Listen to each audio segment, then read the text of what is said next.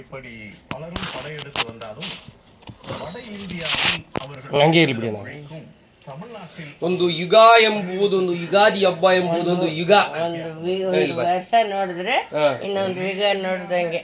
ಯಾವತ್ತು ನಮ್ಮ ಅಮ್ಮನ ಕೈಯಲ್ಲಿ ನಾನು ಇಟ್ಕೊಳ್ತೀನಿ ಎಣ್ಣೆ ಯುಗಾದಿ ಹಬ್ಬಕ್ಕೆ ಒಂದು ಫಾರ್ಮಾಲಿಟಿ ನಾನೇ ಇಟ್ಕೊಂಡ್ಬಿಟ್ಟೆ ಫಾರ್ಮಾಲಿಟೀಸ್ ಆದ್ರೂ ಒಂದು ಚುಕ್ಕಿ ಇಕ್ಕೋಣ ಅಂತ. ನಾನೇನು ಹಾಕಿಲ್ಲ. ಸರಿ ಒಂಚೂರಿ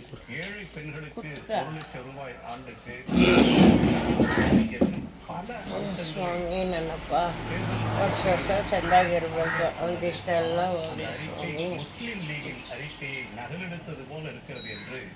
ஒரு மதம் சார்ந்த அணுகுமுறையை பிரதமர் நரேந்திர மோடி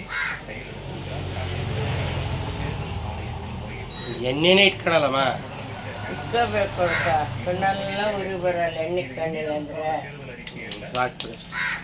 பாகிஸ்தானுக்கான அறிக்கை என்று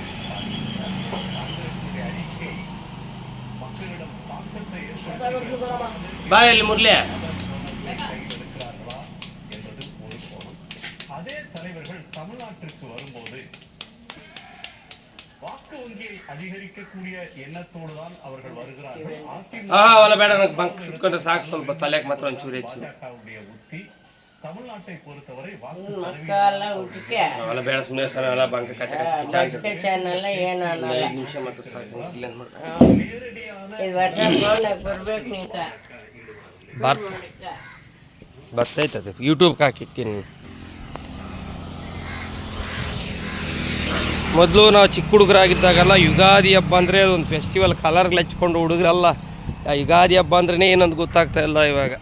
ಮೊದಲು ಏನು ಸಂತೋಷ ಏನು ಆನಂದ, ಮನೇಲಿದ್ದೇನೂ ಬಿಡ್ತಾ ಇಲ್ಲ ಹುಡುಗರು, ಅಷ್ಟೊಂದು ಚೆನ್ನಾಗಿರ್ತಾಯಿತ್ತು ಯುಗಾದಿ ಹಬ್ಬ ಅಂದರೆ.